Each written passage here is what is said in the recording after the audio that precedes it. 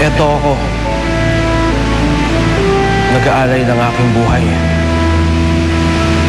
Buong pusong nangangako na mamahalin ka hanggang sa katapusan nito. Sisikapin kong maipagkaloob sa iyo isang buhay ng kasiyahan kahit sa gitna ng paghihirap at pagsasakripisyo. Ito ang buhay ko. Inaalay ko sa iyo.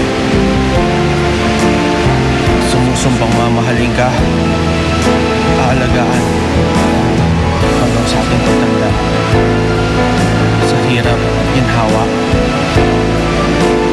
sa sakit man o kalusugan, sa panahon ng kakulangan at kasaganahan, sa anumang panahon at pagkakataon.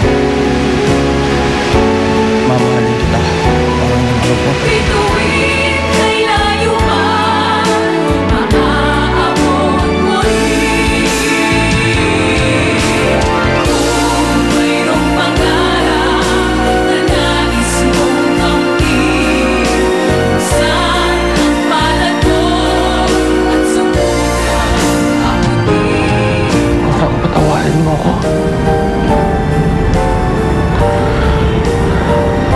Patawarin mo kasi lahat ng naging kasalanan ko sa iyo.